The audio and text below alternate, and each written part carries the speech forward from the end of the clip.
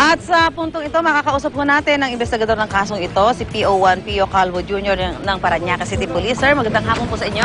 Magandang hapon rin naman po, ma'am. So nakitahan niyo na ho yung bahay.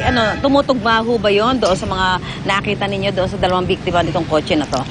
Base nga sa mga natuklasan namin, doon sa bahay ng suspect, nagkalat pa yung mga dugo doon na kung saan maaring doon niya ginawa ang krimen. May sinasabi ho yung concerned citizen na 5 putok yung narinig niya, no? Kaya ho siya nagsumbong sa mga otoridad, nagpaalam ho ng impormasyon. Ito ba'y tumutugma din ho doon sa tinamong tama ng bala nitong dalawang biktima?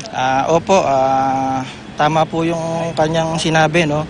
Base sa initial na findings ng autopsya, yung lalaki na ang tinamo niya ay 3 tama ng bala sa ulo, habang yung babae naman ay 1 tama sa kanyang dibdib. Ganon din yung mga nakuha ninyong slag ng bala doon? Merong nakuha ng slag na bala, pero yung iba ay wala na.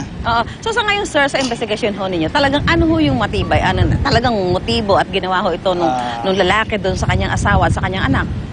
Yun nga, ang motibong tinitingnan ang aming iniimbestigahan yung pagsiselos. Ayun po. Opo. Wala na. So at sinasabi ho na itong suspect armed and dangerous. Ano po?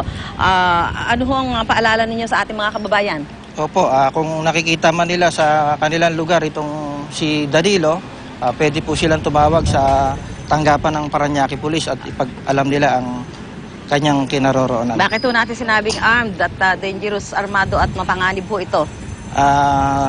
Na-check rin namin sa krame sa firearms and explosive unit na itong si Danilo ay nagmamaari ng isang baril na caliber 45. Okay. At ito ba yung sa tingin nyo ginamit niya doon sa mga biktima? Opo, kasi yun po ang nakita namin sa crime scene na may basyo 45 kami natagpuan. Okay, maraming salamat po, PO1 Pio Calvo ng Parañaque Police.